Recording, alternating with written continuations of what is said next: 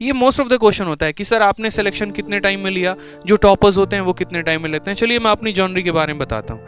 मेरी जर्नी जो है स्टार्ट हुई प्रिपरेशन की 2018 में। 2018 में हमने सबसे पहले यहाँ पर आए मुखर्जी नगर में, तो हमें पता चला कि चलो यहाँ पर तैयारी वैयारी होती है, क्योंकि 17 के एंड में हमने दिल्ली यूनिवर्सिटी से ही ग्रेजुएशन पास किया और 17 के एंड के बाद से फिर उसके बाद हमने डिसाइड किया कि चलो जनरल कंपटीशन की तैयारी करनी है। तो 18 से हमने अपनी जर्नी शुरू की। 18-19 हमें 2 साल लगे प्रॉपर तरीके से, जिसको हम बोले पूरा 18 और पूरा 19। 2 साल में एक अटेम्प्ट भी हमने एसएससी का दिया, ठीक है। और 2 साल क्यों लगे, क्योंकि एसएससी को ही 1 साल लग गए पेपर को कंडक्ट करवाने में। 1 साल तक कोई वेंडर ही डिसाइड नहीं हुआ था। तो एक तरीके से मैं उसको अपने प्रिपरेशन के जर्नी में ही मान के चलता हूँ कि हाँ यार मुझे इतना समय लगा। क्यों, अब पेपर नहीं हुआ तो ठीक है ना, आप उसको अपने में काउंट करोगे। मानो आप आज से तैयारी शुरू कर रहे हो, अगले 1 साल तक आपका पेपर ही नहीं होता है, तो कहीं ना कहीं वो आपका प्रिपरेशन टाइम ही है। तो इस तरीके से 2018 से लेकर 2020 तक पूरा का पूरा समय लगा, और ऐसा समय लगा कि जिसमें हमने अपने आप को तैयार किया। सारे जैसे मार्केट में जितनी भी बुक्स थी ऑलमोस्ट सभी बुक्स को हमने कैप्चर की। कुछ कैट की बुक्स थी उसको हमने लगाए, मॉक टेस्ट जितने हो गए वो हमने लगाए। रीज़न यहाँ पर क्योंकि हम कुछ भी मिस आउट नहीं करना चाहते थे। जितने मॉक टेस्ट होते थे कंपनी के वो सारे मॉक टेस्ट देने शुरू किए। रीज़न ताकि यहाँ पर उसके में हम अपना बेस्ट अप्रोच खोज सकें। जो वो अप्रोच दे रहे हैं और जो मेरे अप्रोच में उसमें ज़मीन आसमान का फ़र्क हो, ठीक है। इस तरीके से अपने आप को और बेहतर से बेहतर बनाते गए। तभी यहाँ पर आज कम से कम हमारे पास 4 से लेकर 5 जो है वो गवर्नमेंट जॉब है। जैसे 2018 का CHSL उसमें मेरा गवर्नमेंट जॉब है। 2019 का CHSL में ऑल इंडिया रैंक मेरा 114 है। 2019 के CGL में जो है यहाँ पर मेरा 2019 के CGL में आपको पता ही है excise inspector as a selected हूँ मैं। 2020 का भी आपको पता है, ठीक है। तो ये सभी आपको पता है, लेकिन ये एक दिन की जर्नी नहीं आई थी। मैं हमेशा आपसे एक बात कहता हूँ कि अगर आप प्रिपेयर कर लेते हैं, थोड़ा तरीके से कर लेते हैं, थोड़ा ढंग से कर लेते हैं ना, तो कम से कम आपकी 3-4 सरकारी नौकरियां पक्की हैं। आप जो भी पेपर देंगे, चाहे वो NTPC का हो, चाहे वो डिफेंस का हो, या कोई भी पेपर हो ना, आप बड़े प्यार से बड़े आराम से आप सिलेक्शन लेकर आएंगे उनमें। इसमें कोई दो मत की बात नहीं है। लेकिन अगर आपका प्रिपरेशन ही ढंग का नहीं है तो फिर इनके लिए यहाँ पर आपको काफ़ी समय लग सकता है। इस बात का ध्यान दीजिए। तो प्रिपरेशन जब आप करते हैं तो अपने सिलेबस पर पूरा बढ़िया से जोर लगाइए, ठीक है। इसीलिए आपका जो थर्ड क्वेश्चन होता है वो होता है कि सर बुक लिस्ट को कैसे करना है, क्या करना है, कितना पढ़ना है, कहाँ से पढ़ना है। तो मेरे भाई समझना मेरी बात को, 2 चीज़ें तो बहुत आवश्यक हैं। पहला तो आपका यहाँ पर यह है कि आपका सिलेबस होना चाहिए, और दूसरा यहाँ पर आपको सिलेबस के साथ साथ पूरा प्रीवियस ईयर के ऊपर पूरा ढंग से पकड़ होना चाहिए।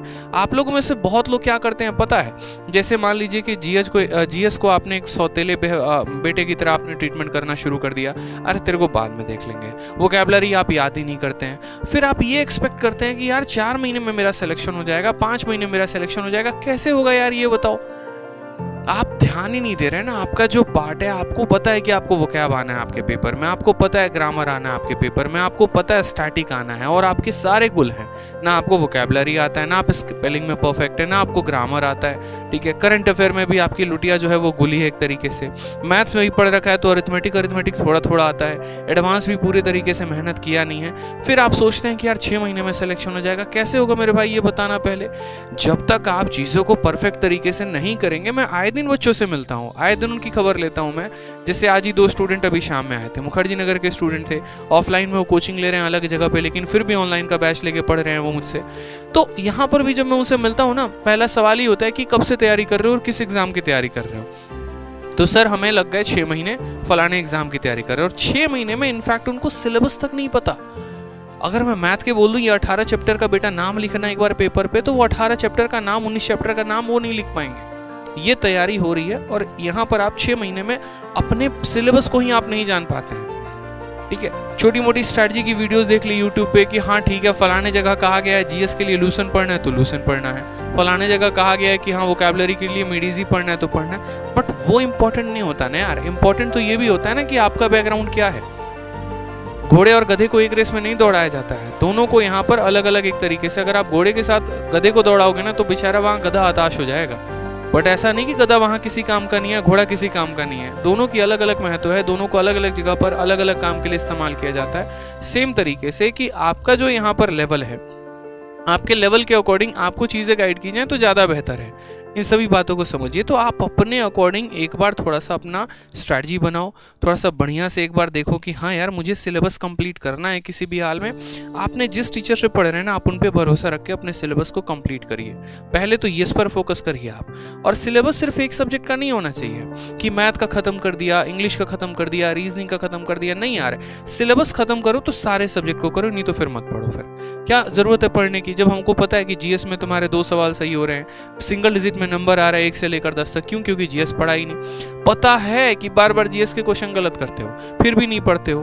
क्यों? क्योंकि टफ लगता है, भारी लगता है। तो ऐसे करोगे तो यार तो हमेशा टफ लगेगा और भारी लगेगा।